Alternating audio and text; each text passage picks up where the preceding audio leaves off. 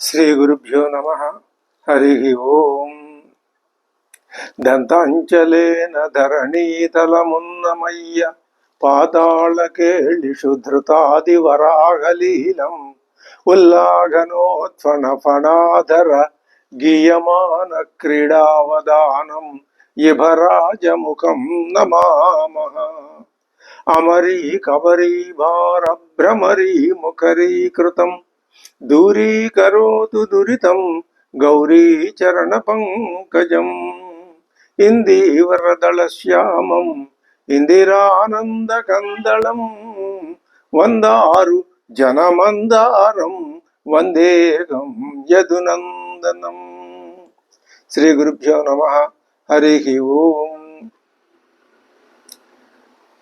మన భాగవత సందేశాన్ని గ్రహించాలి అనేటటువంటి ఒక మహాప్రయత్నంలో మనం ఇంతవరకు ప్రథమ స్కంధంలో చెప్పబడిన విశేషాంశాలని గమనించుకుంటూ వచ్చాం. ఈ ప్రథమ స్కంధం విష్ణు పారమ్యాన్ని చెప్తుంది, వైరాగ్య మహిమని స్తుతిస్తుంది. ఈ రెండు అంశాలని ప్రధానంగా ప్రథమ స్కంధం పెట్టుకుంది. సూత మహాముని శౌనకాది మహామునులకి ఈ భాగవతాన్ని చెప్పాడు అని మనం తెలుసుకున్నాం. ఆయన ఏం చెప్పాడు? హరిభక్తిని చెప్పాడు, ఆత్మతత్వాన్ని చెప్పాడు, ఇంకా నిష్కామ కర్మ, వైరాగ్యం, ఈ వీటిని గురించి కూడా ప్రథమ స్కంధంలో చెప్పాడు. హరిభక్తిని ఎలా నిరూపించాడు అంటే ఆత్మతత్వం, హరిభక్తి, ఈ రెండు న్యాయానికి వేరైనవే. ఆత్మతత్వం వేరు, హరిభక్తి వేరు, విష్ణు పారమ్యం వేరు. కానీ రెండింటినీ మనం సమదృష్టితో ఒకదాని తర్వాత ఒకటి సాధించాలనేటటువంటి ఉదాత్తమైన విశాలమైన దృష్టితో, లక్ష్యంతో కనుక పరిశీలించి ముందుకెళ్తే మనకు ఆ ఫలితం లభిస్తుంది. ఆత్మతత్వం ఏమిటో ముందు తెలుసుకోవాలి అంటే ఆభరణాలు ఎన్ని ఉన్నా సువర్ణమే వాటన్నింటికి ఆత్మ. ఘటశరావాదులు ఎన్ని ఉన్నా మృత్తే వాటన్నింటికి ఆత్మ. ఈ జగత్తు ఎంత వైవిధ్యంతో ఈ అండపిండ బ్రహ్మాండాలుగా కనిపిస్తున్నా, ఈ మనం ఉంటూ ఉన్న ఈ జగత్తు, ఈ భూమి, ఇది కూడా ఎంతో వైవిధ్యాన్ని కనపడుతూ ఉన్న దీని అంతటికి, ఈ బ్రహ్మాండానికి అంతటికి, ఈ గోళాలకి అంతటికి స్వరూపమైనది ఆత్మతత్వం. ఆత్మతత్వానికే జ్ఞానం అని పేరు. ఆ జ్ఞానాన్ని గ్రహించగలిగిన వాడు ఈ భూమండలం మీద మానవుడు ఒక్కడే. మిగిలిన ఏ ప్రాణికి ఆ శక్తి లేదు, అర్హత లేదు, ఆ ప్రాణులకి తెలియదు. ఒక మానవుడికే తెలుసును. మానవుల్లో కూడా చాలా మందికి దాని మీద, ఆత్మతత్వం మీద పెద్దగా శ్రద్ధ లేదు, ఉండదు, ఉండకపోవటం సహజమే. కానీ కొంతమంది విచక్షణ జ్ఞానం గలవాళ్ళు, జ్ఞానపూరితమైనటువంటి మనస్సు కలవాళ్ళు, జ్ఞానశుద్ధి కలవాళ్ళు ఆత్మతత్వాన్ని తెలుసుకోవటానికి ప్రయత్నం చేస్తూనే ఉంటారు. తెలుసుకున్నందువల్ల ప్రయోజనం ఏమిటి? ఈ జగత్తు నుంచి విడిపడటమే. ప్రేత్యాస్మాల్లోకాద్ అమృతా భవంతి, అమృతత్వం సిద్ధిస్తుంది. మరణం అనే దాన్ని తప్పించుకుంటాం. ఆత్మతత్వం తెలియకపోతే జననం, మరణం, ఈ సంసారం, ఇందులో చక్రభ్రమణం చేస్తూనే ఉంటాం. మరి అమృతత్వాన్ని పొందటానికి ఆత్మతత్వమే ప్రధానమైనది. కానీ వెంటనే ఈ ఆత్మతత్వాన్ని తెలుసుకున్నటువంటి ఆ పరిస్థితి కంటే అత్యధికమైనటువంటి స్థితిలో మరొక ప్రశ్న వచ్చి మన ఎదురుకుండా నిలబడుతుంది. ఏమిటి ఆ ప్రశ్న అంటే, ఈ జగత్తు కనిపిస్తోంది కదా, దీనికి స్వరూపం ఆత్మతత్వం ఎలా అవుతుంది అనేటటువంటి విభిన్నమైన వాదాలు ఉన్నాయి. ఆ వాదాలన్నీ మనం పక్కన పెట్టినట్టయితే జగత్తు ఉన్నదా లేదా ఆ ఒక్క మాట చెప్పండి. ఆత్మతత్వాన్ని కావాలని కోరుకునే వాళ్ళని మీరు ఈ జగత్తు ఉందా లేదా ఒక్క మాట చెప్పి మీరు ముందుకెళ్ళండి అని ఎవరైనా అడిగినట్లయితే జగత్తు ఉన్నది లేదు రెండు రకాలుగాను చెప్పి ఆత్మతత్వ జ్ఞానులు నిరూపిస్తారు. ఉండటం అనేది వ్యావహారిక సత్యం, లేకపోవటం అనేది ప్రాతిభాసిక సత్యం. ప్రతిభాసిస్తుంది. ఎలా ఉంది ఎలా లేదు ఒక్క ముక్కలో చెప్పుకోవాలంటే ఆభరణాలకి స్వతంత్ర స్థితి ఉందా? స్వతంత్ర స్థితి లేనప్పుడు అవి శాశ్వతంగా ఉంటాయి అని, ఆద్యంతాలు లేకుండా ఉంటాయి అని ఎలా చెప్పగలరు? వాటి ఆకారం వస్తూ పోయేది, వాటి స్థితి కూడా వస్తూ పోయేదే. అవి లయించిపోతాయి, ఉండవు. ఎప్పుడు అక్కర్లేదనుకుంటే అప్పుడు పోతాయి అవి. కానీ పోకుండా ఉండేది బంగారమే. ఇంకా ఇప్పుడు ఈ జగత్తు ఉండేదా పోయేదా? ఉండేదనుకుంటే ఉండేది, పోయేదనుకుంటే పోయేది. పోయేది అనుకుంటే వైరాగ్యం, ఉండేది అనుకుంటే సంసార బంధం. ఇంతే తేడా తప్ప ఏమీ లేదు. అయితే ఈ ప్రథమ స్కంధంలో సూత మహర్షి హరిభక్తిని గురించి చెప్పాడు.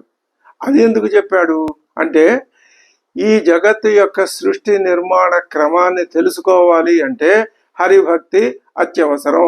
అక్కడ చెప్పాడు ఆయన, ఒక మాట చెప్పాడు. ఈ పరమాత్మే, ఈ శ్రీ మహావిష్ణువే తాను నిర్గుణుడు అంటే ఆత్మతత్వం ఆయనే. కానీ ఆత్మతత్వంగా తాను ఉంటే ఎవరికీ తెలియదు కదా. కాబట్టి తాను శ్రీ మహావిష్ణువుగా గుణాల్ని గ్రహించి తన మాయాశక్తి చేత ఆ గుణాల ద్వారా జగత్తుని సృష్టించి ఆ సృష్టించిన జగత్తులో తానే ప్రవేశించి దాని స్థితికి తానే కారణమవుతూ మళ్ళీ దానిని ప్రతి క్షణం సృష్టి జరుగుతూనే ఉంది, ప్రతి క్షణం స్థితి ఉంటూనే ఉంది, ప్రతి క్షణం లయం జరుగుతూనే ఉంది. అయితే సామాన్యమైనటువంటి మానవులకి ఈ విషయం గోచరించదు, తెలుసుకోవాలనే ఆసక్తి ఉండదు. ఆ విధంగా ప్రకటమైనటువంటి రూపంలో శ్రీ మహావిష్ణువుగా మనందరికీ దర్శనం ఇస్తున్నాడు. అప్రకటమైనటువంటి అవ్యాకృతమైనటువంటి పరమాత్మ తత్వం ఆయనే. వ్యాకృతమైతే విష్ణుతత్వం. ఈ విధానాన్ని మనం సమన్వయించుకోగలిగితే, ఎలా సమన్వయించుకోగలము? కేవలం విష్ణు భక్తిని బాగా అలవరుచుకొని ఆ భక్తిలో పారమ్యాన్ని పొందటం వలన మాత్రమే ఆ భక్తి చివరికి సగుణతత్వం నుంచి నిర్గుణతత్వానికి మానవుణ్ణి తీసుకుని వెళ్తుంది. ఇది ప్రయాణంలో ఎన్నో మజిలీలుగా సాగించుకొనవలసినటువంటి విధానం. ఈ విషయాల్ని స్పష్టంగా నిరూపించాడు సూత మహర్షి ప్రథమ స్కంధంలో. ఇప్పుడు మనకి ఇంకా ప్రథమ స్కంధంలో మనం గమనించాల్సిన విశేషాలను ఒక్కసారి మనం గనక సమీక్ష చేసుకున్నట్లయితే ఇందులో సూత మహర్షి, శౌనకాది ఋషులు గురు శిష్యులు, అలాగే నారదుడు, వ్యాసుడు చింతాగ్రస్త చిత్తుడై ఉన్నప్పుడు నారదుడు వచ్చి ఆయన యొక్క ఆ చింతని పోగొట్టి కర్తవ్యోన్ముఖుణ్ణి చేశాడు. నారదుడు, వ్యాసుడు గురు శిష్యులు. అలాగే మూడవ గురు శిష్యులు ఉన్నారు, శుకుడు, పరీక్షిత్తు. ఈ శుక పరీక్షితులు, శుకుడు లోక కళ్యాణార్థం పరీక్షితు దగ్గరికి వచ్చాడు. ఆయనకి భాగవతాన్ని శ్రవణం చేస్తున్నాడు. వీళ్ళే ఈ గురు శిష్యులే, ఈ మూడు జంటలే భాగవతాన్ని లోకంలో వ్యాపింపజేశారు. మనకి భాగవత మార్గం తప్ప వేరొక మార్గం లేదు. నాణ్య పంథ ఆయనాయ విద్యతే. ఇది అయితే ఈ వైరాగ్యంలో తారతమ్యాలు ఉంటాయి. ఇందులో సూత శౌనకాదుల్ని మంద వైరాగ్యులు అన్నారు, నారద వ్యాసుల్ని మధ్యమ వైరాగ్య సంపన్నులు అన్నారు, శుక పరీక్షితుల్ని ఉత్తమ వైరాగ్య సంపన్నులు అన్నారు. ఇంత చేసినా నారదుడు, వ్యాసుడు మధ్యమ స్థితిలోనే ఉన్నారు వైరాగ్యంలో. ఇంకా వాళ్ళు కూడా సాధించాలి అంటే ఇది ఊరికనే మనకి తెలియడం కోసం చెప్పిన మాటే తప్ప వ్యాసుడు సంపూర్ణ విరక్తుడు, నారదుడు అంతకంటే విరక్తుడు. ఇది కేవలం గణన కోసం చేసిన విభాగం అని అనుకోవాలి తప్ప దీన్ని పెద్దగా మనం తీసుకోవక్కర్లేదు.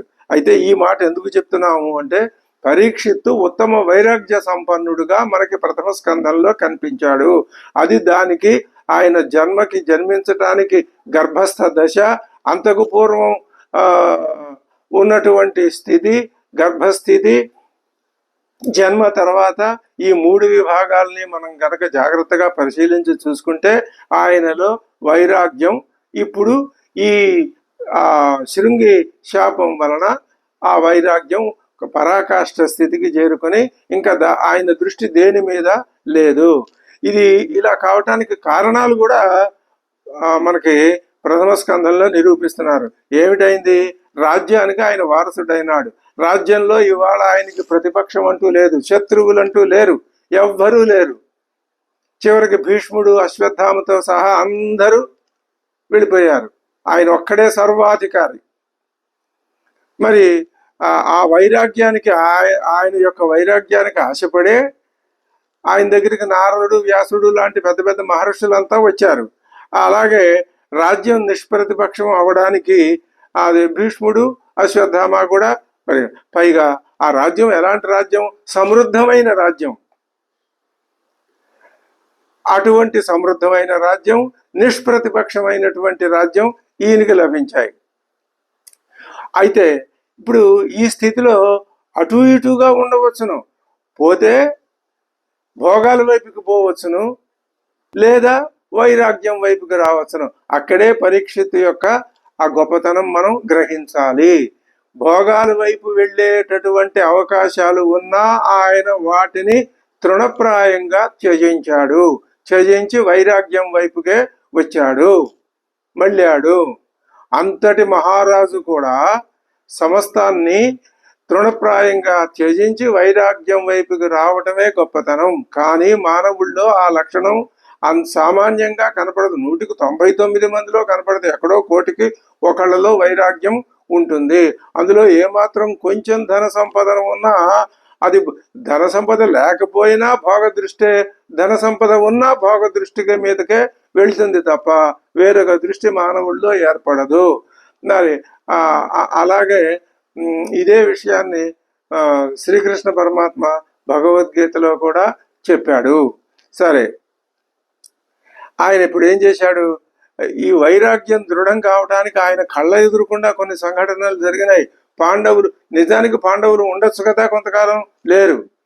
శ్రీకృష్ణ పరమాత్మ ఉండొచ్చు కదా, లేడు. కృష్ణ పరమాత్మ నిర్యాణం ఒక పెద్ద పెనుమార్పుకి అక్కడ దారి తీసింది. అందుకే పరీక్షిత్తుకి వైరాగ్యం సంప్రాప్తించటానికే కృష్ణ పరమాత్మ యొక్క నిర్యాణాన్ని ప్రథమ స్కందంలో చెప్పి మళ్ళీ దశమ స్కందంలో జన్మని వర్ణించింది. ఇది అద్భుతమైనటువంటి కథన విధానం అని మనం చెప్పవచ్చు. ఏమండి, ఇప్పుడు ఆ పాండవులు మొత్తం వాళ్ళు కూడా వెళ్ళిపోయారు. అది భగవానుడు కూడా అవతార పరిసమాప్తి చేశాడు. ఇంకపోతే ఇక గురూపసత్తి అంటే గురువు దగ్గరికి వెళ్ళటం. వైరాగ్యం కలవాడు కాబట్టే జ్ఞానం ఉపదేశించండి నాకు అని గంగా నది ఒడ్డున ప్రాయోపవేశం చేయడానికి కూర్చున్నప్పుడు వచ్చిన మహానుభావులు ఏంటి, అసలు లోకంలో ఏ ఏ ఋషి ఉన్నాడో, మహర్షులు ఉన్నారో, దేవర్షులు ఉన్నారో అటువంటి సిద్ధ సాధ్య అందరూ వచ్చి ఆయన చుట్టూ అలా మ్రాన్పడిపోయి కూర్చున్నారు. వాళ్ళని అడిగాడు ఆయన, వైరాగ్యం నేను ఇప్పుడు ఏం చేయాలి అని ఎందుకు అడిగాడు? వైరాగ్యం ఉంది కాబట్టి అడిగాడు. అదే ఆయన యొక్క ఉత్తమ వైరాగ్యానికి లక్షణం. అలాగే తీవ్ర విరక్తి కలవాడు కాబట్టే ఆయన దగ్గరికి అసలు మొత్తం లోకానికంతటికి భాగవత ధర్మాన్ని చెప్పి తరింపజేయడానికి కంకణం కట్టుకున్న మహానుభావుడు శుక మహర్షి కూడా వచ్చాడు. మరి ఇంకా ఈ ప్రథమ స్కందంలో సరే వీటన్నింటికంటే మించి కృష్ణ పరమాత్మ యొక్క స్వరూపాన్ని, నిర్గుణ స్వరూపాన్ని, సగుణ స్వరూపాన్ని, ఆయన యొక్క ఆ దేదీప్యమానమైనటువంటి విగ్రహాన్ని, మరి సమస్తాన్ని వర్ణించి ప్రథమ స్కందం తరించి అది మనల్ని కూడా తరింపజేసింది. ఇవి ప్రథమ స్కందంలో ఉన్న విశేషాలుగా మనం చెప్పుకోవచ్చు. ఇప్పుడు ద్వితీయ స్కందంలోకి గనక మనం ప్రవేశించినట్లయితే ఇప్పుడు ఇక్కడ ఏమవుతుంది అంటే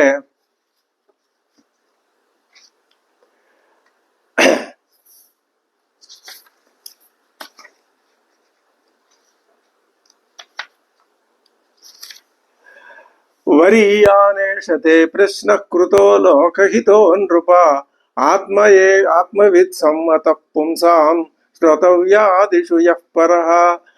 పరీక్షిత్ ప్రశ్న అడిగాడు. ఏమని అడిగాడు అంటే, యశ్రోతవ్యమధో జాప్యం యత్ కర్తవ్యం నృభిః ప్రభో స్మర్తవ్యం భజనీయం వా బ్రూహి యద్వా విపర్యయం. నేను ఏమి స్మరించాలి, ఏమి జపించాలి, మరి ఏమి నేను సేవించాలి, ఎలా సేవించాలి చెప్పు, ఏమి చేయకూడదో చెప్పు, ఏం చేయాలో చెప్పు అని అడిగితే అప్పుడు శుక మహర్షి అంటున్నాడు, నువ్వు అడిగినటువంటి ప్రశ్న విధానం ఇది లోకహితో నృప, ఇది లోకానికి అంతటికీ ఉపకారం చేసేదయ్యా. ఎందుకని లోకానికి అంతటికీ ఉపకారం చేసేది అంటే, మనమంతా పరీక్షిస్తు స్థానంలో మనని మనం ఊహించుకోవాలి. మనమే పరీక్షితులం. అది ఎలాగా కుదురుతుంది? మనం పరీక్షితులం ఎలా అవుతాం? మనమేం మహారాజులమా? మరి లేకపోతే గర్భస్థ శిశువుగా ఉండంగానే విష్ణు దర్శనం అయిందా? ఇలాంటి ప్రశ్నలు రావచ్చు. అవన్నీ అసంబద్ధాలు. జన్మ పరంగా చూసుకున్నట్లయితే జన్మించిన ప్రతిదీ ఒకటే. శ్రీకృష్ణ పరమాత్మతో సహా జన్మించిన ప్రతి ప్రాణి ఒకటే. కాకపోతే ఆయనకి మాయా స్వరూపం, ఆయన మాయ ఆయనకి తెలుసు. మనకు ఆ మాయ అంటే ఏమిటో తెలియదు. తెలియక ఎప్పటి నుంచి తెలియదు. ఎలా తెలియదు? కొన్ని వందల వేల లక్షల జన్మల నుంచి మనకు ఆ మాయతోటే మనం చుట్టివేయబడి ఉన్నాం. కానీ ఆయనకి అది తెలుసును. ఆయన తాను ఎందుకు అవతరించాడో ఆయనకి తెలుసును. ఇది శ్రీ మహావిష్ణువు యొక్క లీల. ఇదే ఈయన యొక్క లీల తెలుసుకుంటే మనకు ఆత్మతత్వం అర్థమవుతుంది. అది అందుకని చెప్పి ఆయన ఏం చెప్తున్నాడు? శుకుని ఉపదేశం ఇక్కడ ప్రారంభమైంది. ఈయన ఏం చెప్పడానికి ప్రారంభిస్తున్నాడు? ఆత్మ విద్యని చెప్పాలి, దాంతో పాటు వైరాగ్యాన్ని కూడా బోధించాలి. ఈ వైరాగ్యాన్ని బోధించడానికి భక్తిని కూడా భక్తి జ్ఞాన వైరాగ్యాల్ని బోధించటమే శుక మహర్షి యొక్క బోధన యొక్క పరమ లక్ష్యం. ఇప్పుడు నిద్రయ ఆయన చెప్తున్నాడు, ఓ పరీక్షణ్ మహారాజా, నిద్రయా హ్రియతే నక్తం యవాయేన చ వా వయః దివాచార్ధేహయా రాజన్ కుటుంబ భరణేన చ. రాత్రి పగళ్ళు అన్నీ కూడా నిద్రతోటి ఇతర వ్యవహారాలతోటి గడిచిపోతున్నాయే తప్ప ఎవరికీ కూడా వైరాగ్యం మీద కానీ, భక్తి యొక్క ఉత్కృష్టత మీద కానీ, లేదా ఆత్మతత్వం మీద కానీ, లేదా స్వస్వరూప జ్ఞానం మీద కానీ, లేదా మరణాన్ని గురించిన ఆలోచనలు కానీ వస్తాయి. మరణాన్ని గురించి భయం ఉంది తప్ప నిర్భయ స్థితి కావాలి. మరణం అంటే భయం లేని స్థితి కావాలి. అలాంటి విషయాల మీదకి వాళ్ళకి దృష్టి పోవటం లేదు. తస్మాత్ భారత సర్వాత్మ భగవాన్ హరిరీశ్వర శ్రోతవ్య కీర్తితవ్యశ్చ స్మర్తవ్యశ్చ ఇచ్చతా అభయం. కాబట్టి ఓ భారత, అదే కావున సర్వాత్మకుడు మహావిభవుడు విష్ణుడు ఈశుడు ఆకర్ణింపంగా సేవింపను వర్ణింపను భావింపను భావ్యుడు అభవ భాజికిన్ అధిపా అని శుక మహర్షి చెప్పినట్టు పోతన గారు చక్కటి పద్యం చెప్పారు. ఏం చేయాలి? అతడు హరి సర్వాత్మకుడు మహావిభవుడు విష్ణుడు అయినటువంటి ఈశ్వరుణ్ణి ఆయన గురించి ఆకర్ణించాలి, వినాలి, ఆయన్ని సేవించాలి, ఆయన్ని వర్ణించాలి, ఆయన్ని భావించాలి, ఆయన భక్తిలో తన్మూలకులైపోవాలి. ఇదే మానవుడి యొక్క కర్తవ్యం. కాబట్టి మరి మానవులు తన జీవితం చరమదశకు చేరుకుందని తెలిసినప్పుడైనా మనస్సుని సంసారం నుంచి ఈశ్వరుని వైపు మళ్లించాలి. పరీక్షిత్తుకి తెలుసండి తాను 7 రోజుల్లో మరణిస్తానని. మరి మనకే తెలిస్తే మనం కూడా, ఇది తెలివి తక్కువ మాట. పరీక్షిత్తుకి మరణం ఎలా? అది కేవలం నిమిత్త మాత్రం, సంకేతవాదమే. తక్షకుడెవడు? ఆ సర్పం ఎక్కడి నుంచి వస్తుంది, ఎలా వస్తుంది? ఇది ఇందులో ఉన్న సంకేతం ఏమి అంటే, తక్షకుడు కాటు వేయటం కాదు, కాలమే సర్పం, కాల సర్పం అందరినీ కాటు వేసి తీరుతుంది. ఈ విషయం చెప్పడానికి ఎవరో ఎక్కడి నుంచో దిగి రావాలా? పుట్టిన మరుక్షణమే ఎందుకు పుట్టాడు అంటే మరణించటానికే పుట్టాడు, వేరే ఎందుకు కాదు, స్థిరంగా ఉండిపోవటానికి కాదు. మరి ఆ విషయం తెలుసుకోవాలి, అదే చెప్తున్నారు.